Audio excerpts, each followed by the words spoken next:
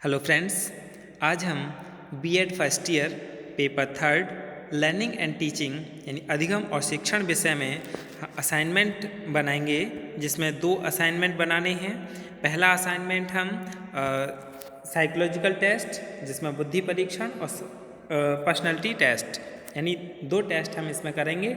वैसे सिलेबस में एक ही टेस्ट है, चाहे आप इंटेलिजेंट टेस्ट कर लें चाहे कोई एक कर लें।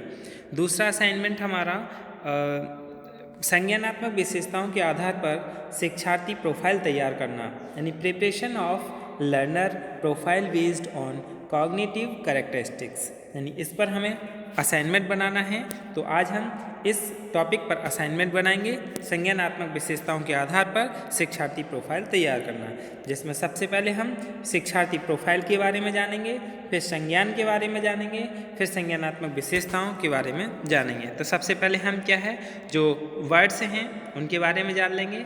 शिक्षार्थी प्रोफाइल यानी एक शिक्षार्थी प्रोफाइल उन तरीकों का वर्णन करती है जिनमें एक छात्र सबसे अच्छा सीखता है।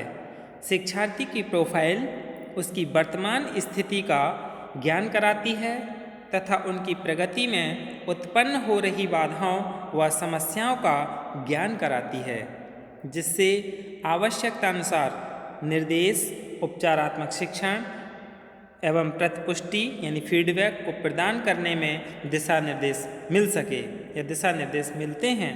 शिक्षार्थी के गुण, क्षमताएं, रुचियां, जिज्ञासा, ज्ञान प्राप्ति की इच्छा, स्वचिंतन, एकाग्रता तथा उसकी अधिगम गति आदि का पता उसकी प्रोफाइल के माध्यम से सरलतापूर्वक हो जाता है। यानी जब शिक्षार्थी की प्रोफाइल हमने बनाई और उससे क्या है हमारे लिए पता चल जाता है कि इस शिक्षार्थी के लिए हमें किस तरीके की किस विधि से उसे अधिगम कराया जाए या किस चीज़ में उसकी रुचि अधिक है, यह हमें क्या है ज्ञान हो जाता है उपचारात्मक शिक्षण के लिए।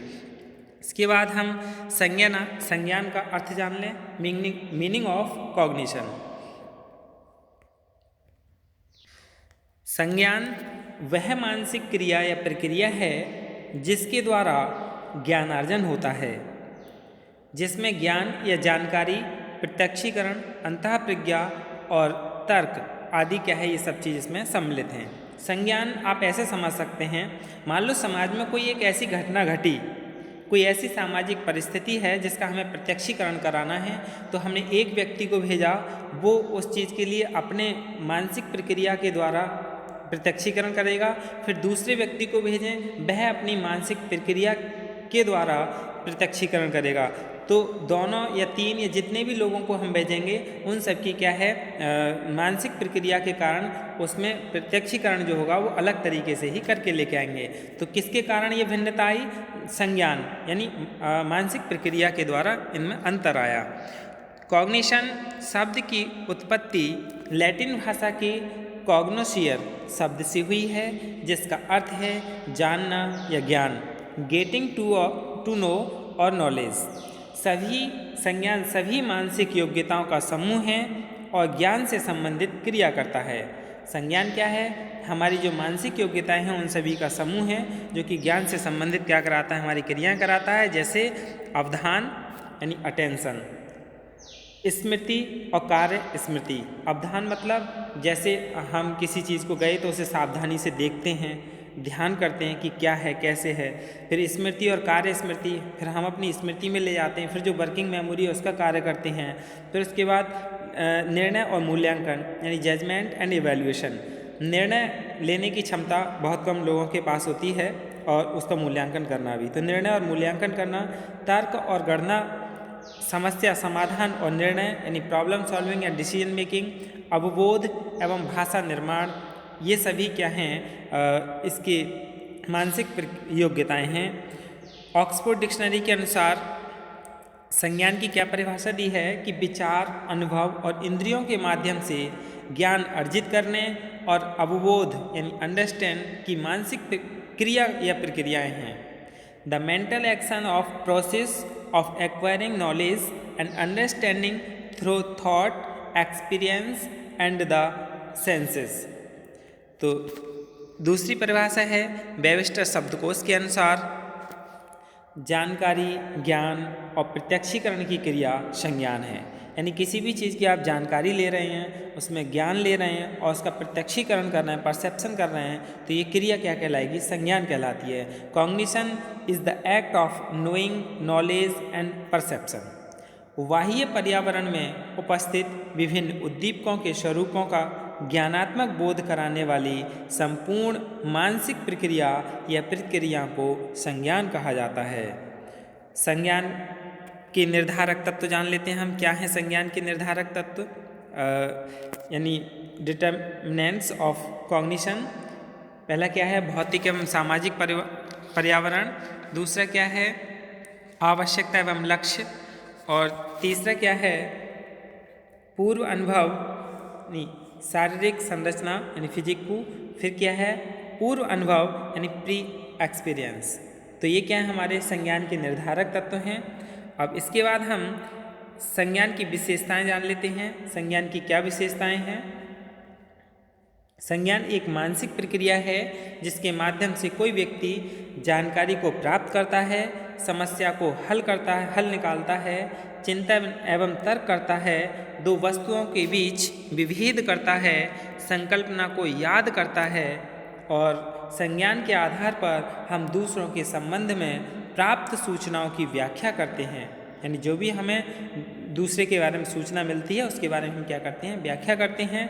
फिर जो हमें सूचना मिली उस सूचना को के आधार पर प्राप्त सूचनाओं का उपयोग अपने ढंग से करते हैं।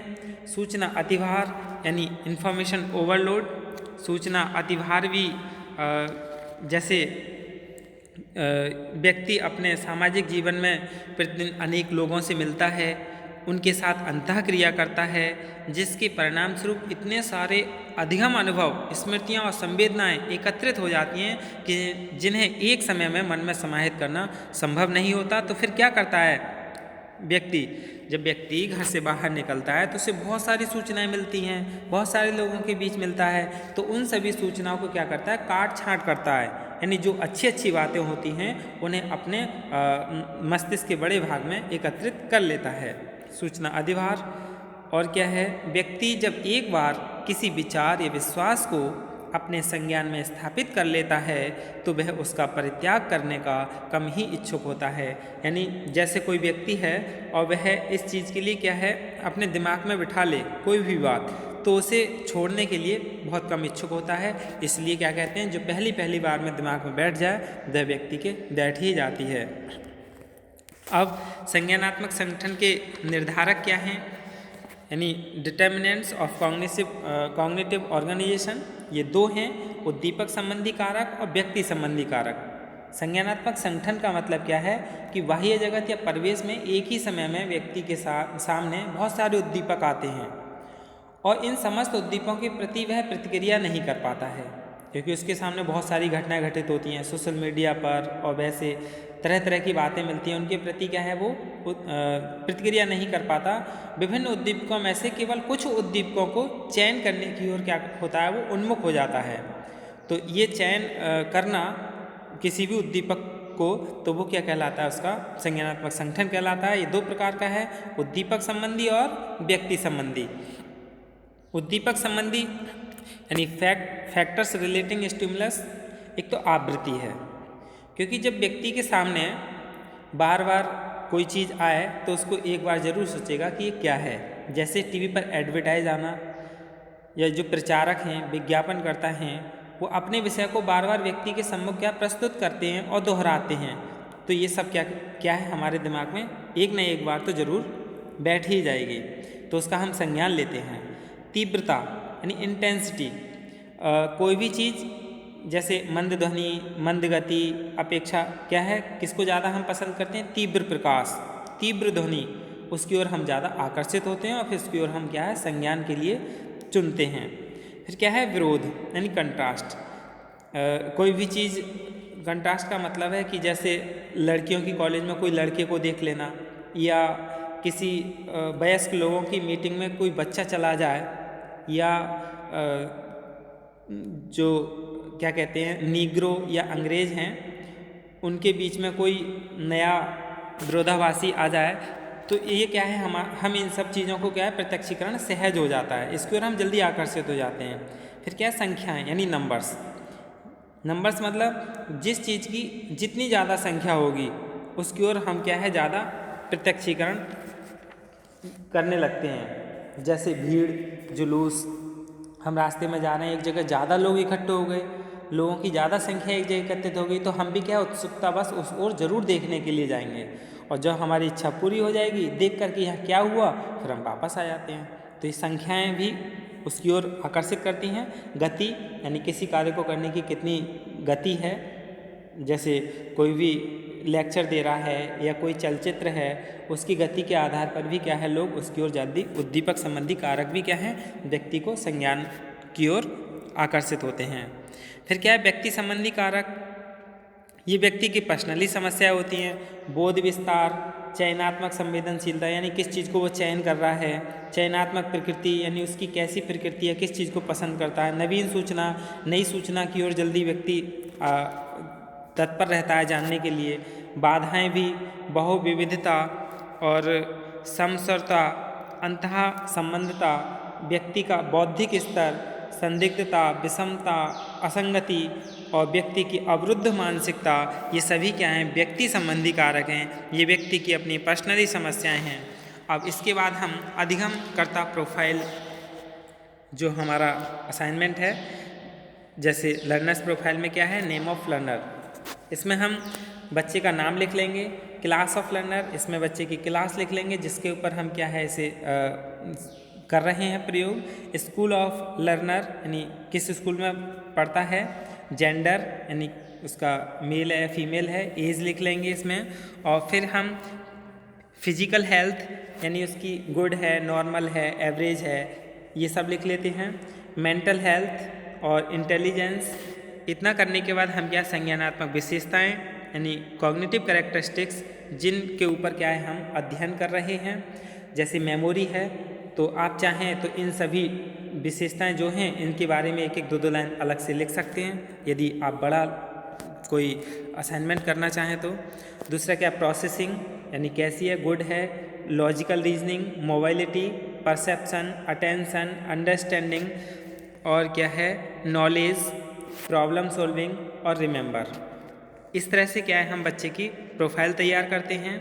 और क्या है, analysis, evaluation, decision making, question asking, reading ability, writing ability, linguistic ability यानी उसकी भाषा योग्यता क्या है, गुड है, या रीडिंग लिखने की कैसी योग्यता है, मीडियम है, या पढ़ने की योग्यता कैसी, गुड है। क्वेश्चन पूछने की क्या है, गुड है, नॉर्मल है, क्या है, वो आप जिस बच्चे पर करेंगे उसके बारे में लिख देंगे। डिसीजन मेकिंग, निर्णय लेने की क्षमता कैसी है, आप इन सभी टॉपिक के ऊपर एक एक दो लाइन भी लिख सकते हैं। इसके बाद स्पीकिंग एबिलिटी यानी बोलने की योग्यता क्या है उसकी, भाषण की, गुड है या नॉर्मल है। क्रिएटिविटी कैसी है, एडजस्टमेंट यानी समायोजन कर पा रहा है या नहीं। सेल्फ कॉन्फिडेंस यानी वो अपने आप पर आत्मविश्वास है या नहीं।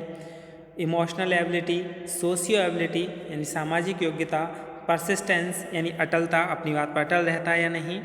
इंटरेक्ट्स या डिसलाइक, हॉबीज़, ये सभी क्या हैं बच्चे की कैरेक्टरिस्टिक्स हैं संज्ञान के बारे में जानने के लिए। और इसके बाद हम क्या करते हैं, कंसेक्वेंस यानी रिजल्ट या परिणाम, निष्कर्ष, कंक्लूजन, कुछ भी लिख लें, यानी लास्ट में हम क्या है बच्चे के बारे में लिख देते हैं कि बच्चे में ये चीज़ कमी है। बच्चे को इस चीज़ को डेवलप करने के लिए, जैसे निर्णय क्षमता बढ़ाने के लिए क्या करना होगा आपको, तार्किक क्षमता बढ़ाने के लिए हमें किस तरह से बच्चे को अधिगम कराया जाए। तो ये सब क्या है, इस संज्ञानात्मक प्रोफाइल से हमें बच्चे के बारे में पता चलती है। उपचारात्मक शिक्षण और निदानात्मक शिक्षण के लिए ये ज़्यादा उपयोगी है। धन्यवाद।